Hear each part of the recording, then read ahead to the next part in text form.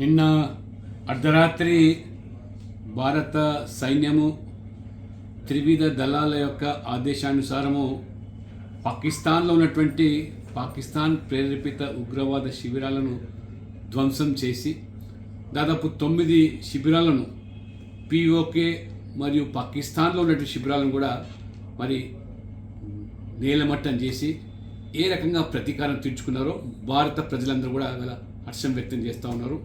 భారత సైన్యం యొక్క మరి వీరోచితమైనటువంటి ఈ యొక్క మరి పోరాటాన్ని కూడా మరి ప్రజలు ఇవాళ స్వాగతిస్తున్నారు.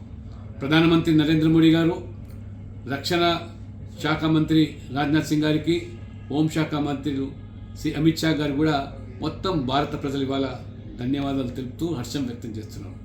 ఎందుకంటే ఆ రోజు 22 ఏప్రిల్ నాడు మన పర్యాటకుల మీద ఈ పాకిస్తాన్ ఉగ్రవాదులు మొత్తం మౌఢ్యంతో మరి మతం పేరు అడిగి కాల్చి చంపిన ఉదంతాలు అందరినీ కూడా కలిసివేశాయి.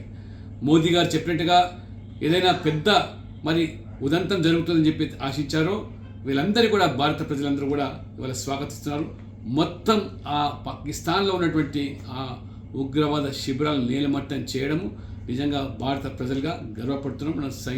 మన సైనికులు చేసినటువంటి ఈ యొక్క మరి వీరోచితమైనటువంటి ఈ యొక్క ఘటన పట్ల ఇప్పటికైనా పాకిస్తాన్ బుద్ధి చెప్పుకొని ఇక ముందు ఈ యొక్క ఉగ్రవాదులకు శిక్షణ శిబిరాలను మానివేసి ఆ రకంగా బుద్ధి చేర్చుకుంటే సరే, లేకపోయేటైతే ప్రపంచం మొత్తం కూడా ఇవాళ పాకిస్తాన్ ఏకాకి చేసి ఏ రకంగా ఒక ఉగ్రవాది దేశంగా ప్రకటించేటువంటి సమయం ఆసన్నమైంది.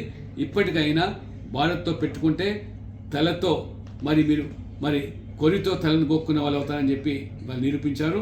ఇది మోదీ ప్రభుత్వం ఎట్టి పరిస్థితుల్లో కూడా భారతదేశం యొక్క ఔన్నత్యాన్ని, భారతదేశం యొక్క ఇవాళ సుస్థితులను దెబ్బతీసేటువంటి ఎన్ని కుట్రలు పడినా దానికి దీటైనటువంటి జవాబు ఇస్తామని చెప్పి హెచ్చరించినటువంటి సంఘటన పట్ల సర్వత్రా కూడా హర్షం వ్యక్తం అవుతుంది.